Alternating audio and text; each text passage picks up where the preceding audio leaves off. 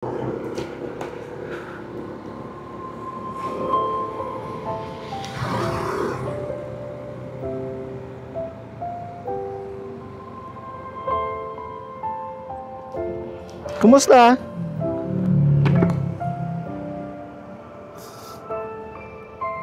Saan kayo natutulog?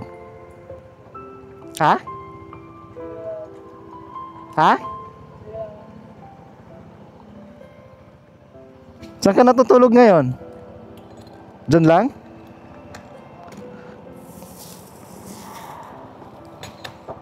Malaman, di ka pa kumakain.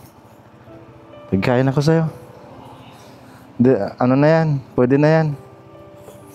Matagal na kayo dito? Ha?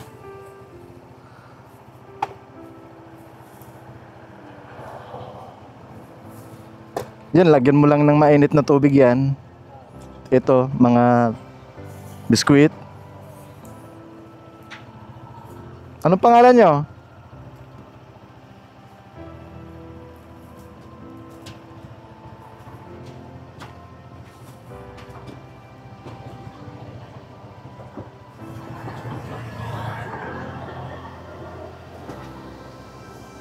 Aso mo to?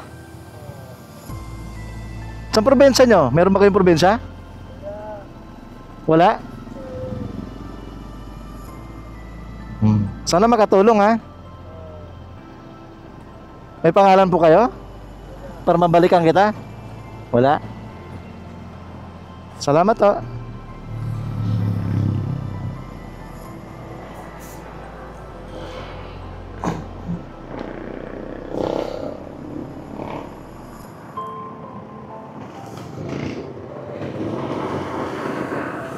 Okay.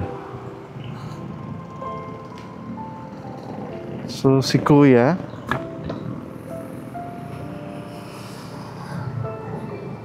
ayaw niyang magpakilala. Hindi natin alam eh, kasi wala na talaga, sobrang payat niya na. Hindi ko rin alam kung naiintindihan pa ba niya ako. Sobrang payat niya. At grabe kung ikaw siguro yung hindi makakain ng ilang araw.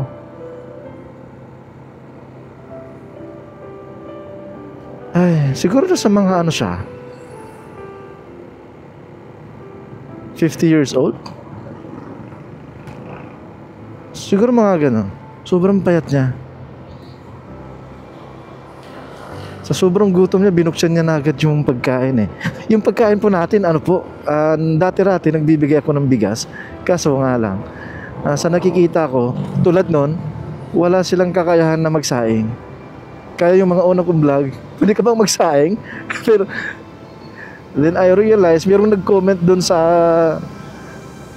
last video ko na lahat ba pwedeng magsaing.